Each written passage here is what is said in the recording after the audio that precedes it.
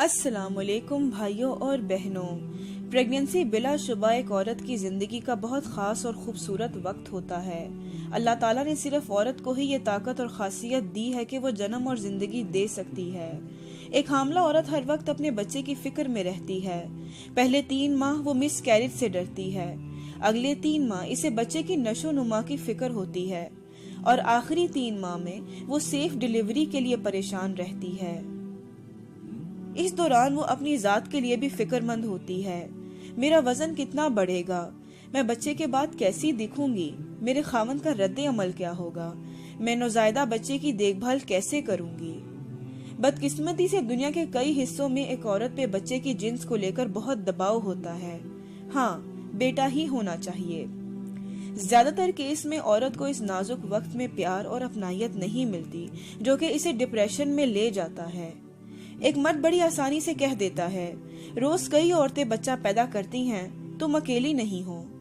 ایسا کہہ کے بیوی کی ہمت بڑھانا اور بات ہے، مگر ان باتوں سے اسے بے وقتی کا احساس دلانا ناقابل قبول ہے۔ بہنوں، اگر آپ بھی ایسے مسائل سے دوچار ہیں تو مایوس نہ ہو۔ یاد رکھیں کہ اللہ سبحانہ وتعالی ایک حاملہ عورت پر اپنی رحمت اور برکت برساتا ہے۔ جب آپ کو حمل ہو تو اللہ کا شکر ادا کریں اور نیت کریں کہ آپ ہر دکھ تکلیف کو صبر سے صرف اللہ کے لیے برداشت کریں گی۔ ہمارا رب ایک کانٹا چبھنے پہ بھی ہمارے گناہ مٹا دیتا ہے، تو سوچئے وہ عورت جو اپنے اندر ایک جان اٹھائے ہوئے ہو، اسے اس کا کتنا بڑا اجر ملتا ہوگا۔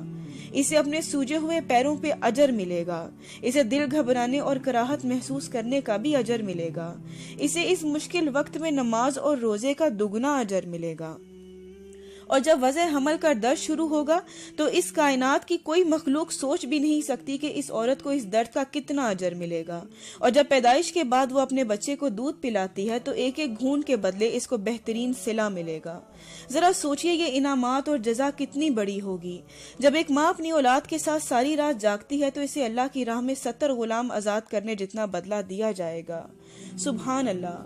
اگر خدا نہ خواستہ کوئی عورت پیدائش کے دوران اپنی جان گوا دے تو اسے شہادت کا درجہ ملے گا، اور اس شدید درج میں اپنی جان گوانے کے بدلے اسے قیامت کے دن گناہوں سے پاک صاف اٹھایا جائے گا۔